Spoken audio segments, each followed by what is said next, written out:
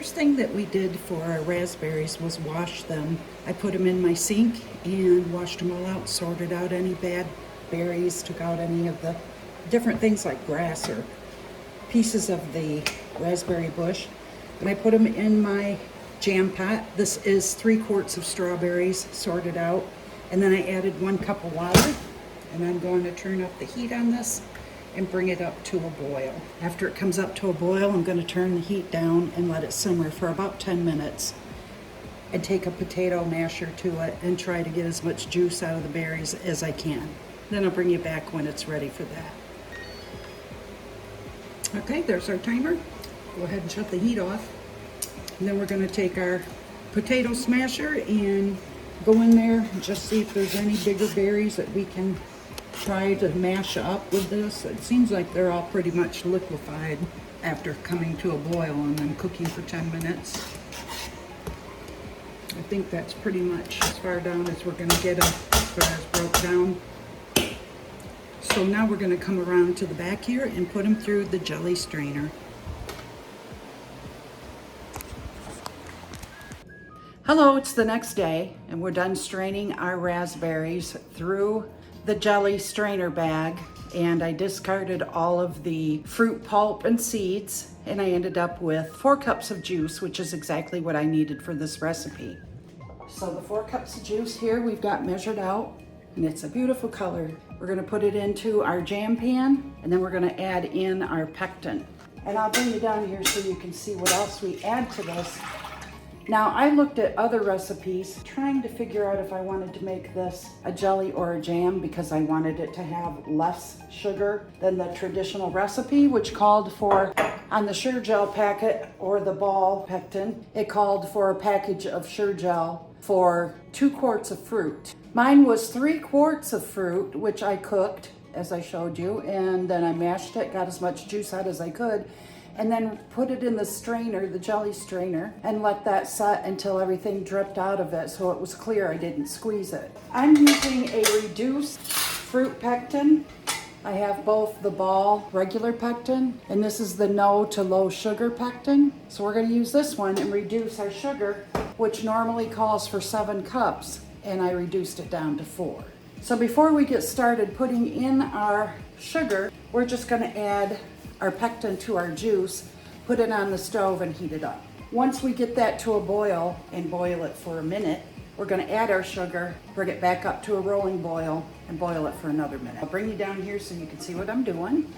So this is our pan of red raspberry juice, 4 cups, and to that we're going to add 3 tablespoons of our pectin from ball that's in this jar. There are other pectins that you can use for this recipe. This is the one I happen to be using today. I'm sorry, that's 4 tablespoons. There is Pomona pectin, which uses calcium to bind with the threads in the gel to make it so that you don't have to have as much sugar. Sugar is what normally will thicken and make your jelly, and you can use any of the low to no sugar pectins that you have. Just follow the directions for each one of those. So we're going to put this on our stove and heat it up to a boil. So we have our pectin in here, and we're just going to probably use a whisk to get that first mixed in, because it does have a tendency to lump. And while it's just with the juice and there's no sugar in there yet, we'll just go ahead and whisk that. So now we're going to turn our heat up to about a medium high and wait for this to come up to a boil. In the meantime, I have my steam canner heating over here, and I need to turn that down because we are hot packing, but we only want it to be at about 180 degrees because we're putting our hot jam in hot jars in our hot canner and then heating it all up together. So 180 degrees will be what we bring this to. So these jars are heating in here. They're sanitizing, getting hot, and we'll be ready to fill with our jam as soon as that is ready to use. Also, I only have my jars in my steam canner to heat up. Modern canning guidelines also say you do not have to boil lids and rings anymore. Just wash them, dry them, have them ready to go, which I've done. Now, if seeds don't bother you, you can make this recipe. Just continue cooking your berries all together and smashing them up and keeping them hot until you're ready to jar them up. you would add your pectin to your fruit. You can also choose not to use added pectin. You can continue to cook your raspberries until they've cooked down about half or 50%, and then add your sugar and bring it back up to a rolling boil, and you will boil that until it gets to about 221 degrees. At that point, it should be thick enough to gel up on its own, but if you go any temperatures under 220 or 221 degrees, it will be quite a bit softer jam. So that's up to you. At that point, you can use pectin in your jam and not have to cook it for so long or lose so much of your fruit and juice. I like using the pectin in this one because although I have cooked several jams and jellies before without added pectin, this is a small batch of raspberry jelly. Once I removed the seeds and ended up with my 4 cups, that's a very small batch, which is fine because we have several other flavors, but I do like the raspberries. These were bought from Harvey's Fruit Farm out in Teconcha. They have raspberries out there at this time, so I didn't want to waste any of my juice by cooking it down in half. Now we've got our rolling boil, so we're going to drop in all at one time our sugar. And it smells so good in here. So now we're gonna just stir that sugar in and continuously stir until we get it back up to that rolling boil, which is the boil you cannot stir down and get it to stop. It's quite a quick and rapid boil. So if you decided you wanted to make jam and leave the seeds in, pectin or no pectin, you can ask if you have any questions about how much pectin if you have a jar rather than the boxes of pre-measured. You can drop those questions in the comments below, and I will do my very best to get back to you and let you know the answer to your question. Also, if you have a moment to drop me a heart in the comments, I'll know that you've been here and you've seen my video. That will promote my channel and help me out a lot, and I appreciate that. You may also consider subscribing because we're going to do a lot more fruit before we're done, and we're going to get into the vegetables and tomatoes, spaghetti sauces, tomato sauce, ketchup, tomato juice, whatever we can think of that we've got time to do before all the season is over for everything and the gardens are finished. But I appreciate it if you have time and would like to do that. You're enjoying these videos. So now we got it back up to a boil that I can't stir down, so I'm going to set my timer for 1 minute and continue cooking it. Okay, there's our 1 minute is up, and we will turn off the heat. Take this pan over to the island with a pot holder. Let's do this first. Take our pan over to the island and set it on the pot holder and let it settle down for a couple of minutes. Okay, so you can see it's thickening up. This is going to be a gel without a doubt, and that is with the low pectin, the low to no sugar pectin, and with almost half of the sugar that was originally called for. So we'll get our jars out. Okay, so I have my funnel and my ladle, and we're just going to go ahead and stir this just a tad bit. Don't really have that much foam in here, not real total foam. This is just mainly going to work back into itself most of the time. The foam doesn't hurt anything anyway. That's just more of a cosmetic thing. It will more than likely, if you have any and you decide not to take it out, it will settle at the top of your jar. And it's edible if you do take it out. The kids could eat it. Or the only thing is when I take out foam, that's taking out volume from my jelly. So I'd rather have it in my jar, because once you mix that in and it sets, and you get your knife in there to get you some for toast or biscuits or whatever you want to put it on, homemade bread. I don't want to end up with not enough jelly because I threw it out in the form of foam. So I'm just going to pretty much leave that right there the way it is, because it's, like I said, it's not that much foam anyway. So I'm going to continue to fill jars, and then we will come back and put the lids on. The original recipe with all of the sugar said I should get about 7 jelly jars. Now I've used less sugar, but I also used a little more fruit in making my juice. Hopefully it'll be just somewhere a little shy of 7 jars. And I always try to have 1 or 2 jars extra that's washed up and has been heated up in the canner hot, because you just don't know what you're going to get. Not necessarily going to get what the recipe calls for, because it just all depends how much fruit you ended up with. I did end up, like I said, with the 4 cups of fruit that I needed for this recipe. But if you end up, for some reason, with 3.5 cups of fruit juice, you can go a whole half of a cup of water added to it to make your 4. So 3.5 cups of your juice. Add a half a cup of water to that. You got your 4 cups. So this jar is not even close to being enough to can. So this will go in the refrigerator, and I'll use this up first. I don't need to can it because we're not storing it on the shelf. This is my clear vinegar, and I want to squeeze that out. Don't let it drip in my sauce, or my jelly, but I do want to remove as much sugar, juice, anything that gets on that lid, anything that will keep us from obtaining a good seal. And we'll go around and do that with every one of these. And be careful, these are hot jars. Dripped it on the rim right on my way past it. So here we go again around it. Okay, put your lid straight on and center it best you can.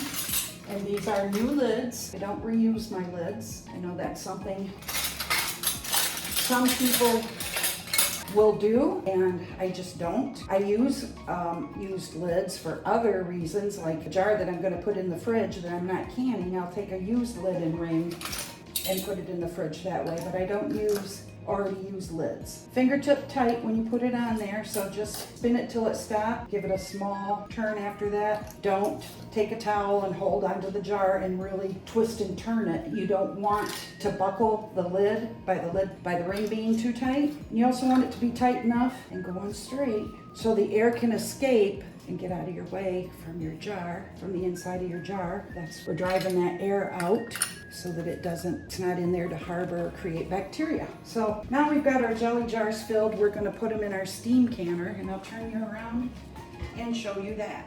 Now, just so you know, a steam canner and a water bath canner do the same thing. One does it with water 1 inch to 2 over the top of your jars. That would be the water bath. The steam canner is going to heat your jars up with the heat of steam. This takes 2.5 quarts of water. In the bottom of your canner, you set your stuff on your rack. You're gonna put your lid on. Now there's a little hole back here I've showed you before, but you're gonna put your lid on with that hole toward the back.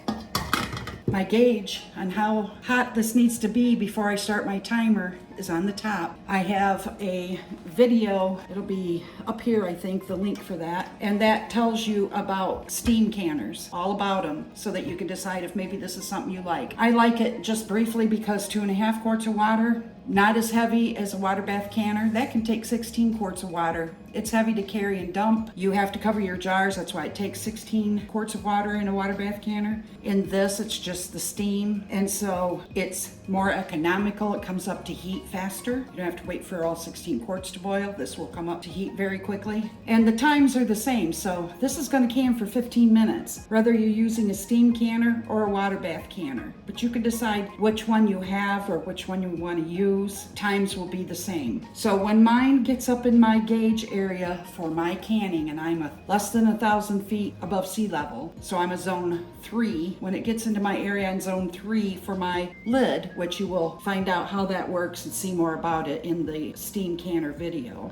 This will be done not too far. As soon as it starts boiling, it raises pretty quick. It's already halfway there. So then I'm going to let it set for 15 minutes inside this canner. When it's finished, I'm going to shut off the burner, let it sit with the lid on it for 5 minutes. And when that happens, I'll bring you back and show you our jars when we bring them out. If you're water bath canning, fill your canner, jars in, bring it back to a rolling boil, the lid on it, and check it. Once it starts its heavy boil, then you can set your timer for 15 minutes for that. So I'll bring you back in a little bit. So before we go on any further with our video, there are 3 things that I want to let you know that I did but wasn't able to show you or did not show. First thing is, when I washed my jars to get them ready to put in the canner to heat them up, I run my fingers around the top rim, making sure there's no cracks or chips, and around the jar, the sides of the jar, and on the bottom looking for stress. Those can cause jar breakage, so you want to make sure you check those when you're washing, not after you filled them, because then you have a mess to deal with. So check those jars out, make sure that they're in good shape. The second thing is,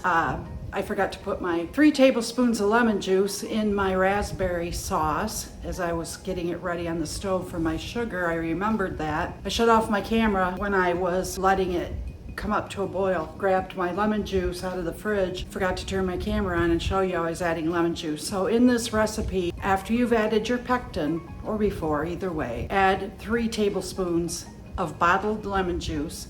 Bottled lemon juice is a standard acidity, meaning we know what the acidity is in that bottle. When you use fresh lemons, it seems like it's a good idea, but some lemons can have less acidity than others, and you may not end up having enough by using the fresh, and there's no way for us to tell. So I always use the bottled lemon juice in anything that I'm cooking up together as a recipe, and use fresh lemons when I make canned lemonade concentrate. The third thing is, when I was filling my jars and talking, I think I neglected to tell you that it's a 1/4 inch headspace. Headspace is that distance between the top of your food and the rim of the jar or the top of the jar. So that should be a 1/4 inch for this recipe between your food and the rim of the jar. That's your headspace, and I neglected to tell you that it's a 1/4 inch on this recipe. So now I'm waiting still for my jars. I'm still waiting for my steam canner to get into the area on my gauge so that I can start my timer. After I start my timer and run it for 15 minutes, I'm going to shut the heat off and let that canner sit for 5 minutes, and then I'll bring you back. Okay, the timer's gone off, so we're ready to take our jars out of our steam canner. I've let it sit here for 5 minutes after it went off, so it should be cool enough that we won't have any thermal shock when we take our jars out. The air in here is cooler. I have my air conditioner going, so the air from the steam canner into the cooler air could cause that thermal shock, and you'd have jars burst. So we're gonna take the lid off